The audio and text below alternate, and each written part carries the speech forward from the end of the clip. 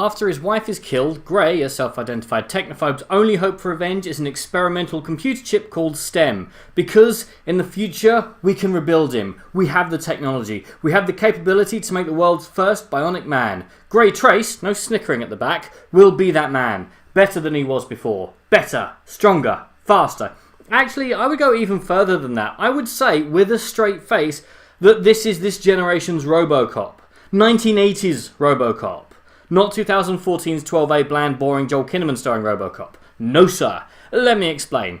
Because this is a film about a man trying to find justice whilst his corporate overlords try to shut him down. It shows a world that could be a satirical take on our own, but it's probably going to get more realistic as time goes on. It doesn't have all those cool adverts though, which is a bit of a shame. However, they've been replaced with a bit of a twisted buddy cop vibe. You see, STEM, the chip in Gray's neck, has its own desires and wants, as well as a voice that sounds creepily like Hal from 2001: A Space Odyssey, and as such whispers in Gray's ear, helping him in his quest for vengeance whilst trying to continue its own survival. And all this is brought to life by an amazing performance from Logan Marshall Green, or as my notes call him, am I sure that's not Tom Hardy? As a man who, days after losing his wife, now finds himself sharing his body with a chip that can turn him into a lethal fighting machine, crime nab, social butterfly, or, if it's in a grouchy mood, turn him back into a defenceless paraplegic, which he is whenever anyone's looking.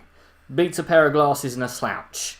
And there are so many cool subtle things in this performance. For example, Gray walks like a robot trying to walk, all stiff and jerky as opposed to the smooth organic flow of a normal human. And since the chip is at the base of the skull, STEM can't move Gray's head. So in fight scenes you'll see one of Gray's hands move the head out of harm's way, or covering the eyes so that Gray can't see what STEM is doing with the rest of his body. It's an awesome performance with no chance of getting an award that it so badly deserves, so I'll give him a pat on the back. That's for you, buddy.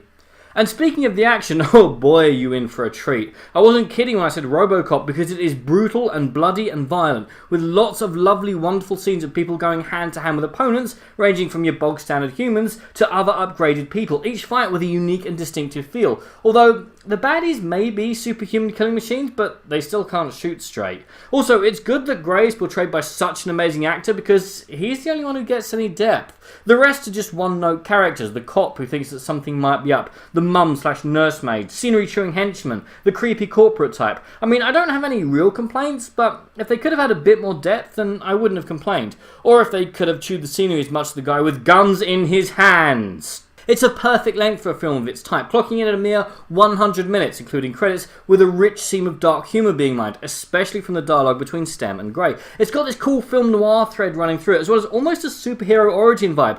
Or, and here we go into really high praise, it could almost be an amazing episode of Black Mirror. All in all, it's another cracking film from the guys behind Get Out and Happy Death Day, who are fast becoming my favourite production company, even if they were also responsible for the woeful Birth of the Dragon. After all, when your business model is to produce films on a small budget, give your directors creative freedom, and release them wide through the studio system, you're gonna get the odd misfire. But not here, because Upgrade is an upgrade on every single action film I've seen this year. It's a tightly made thrill ride that uses a less than $5 million budget to create a living, breathing world that's going down the tubes. With memorable and distinctive fights, an awesome central performance, and an interesting take on the future that I definitely think you should drop everything and see it now. But what do you guys think? And what is your favourite Out for Vengeance film? Comment below, let me know. I'm Daniel, this has been a Dunking. If you've enjoyed this video, please like, share and subscribe.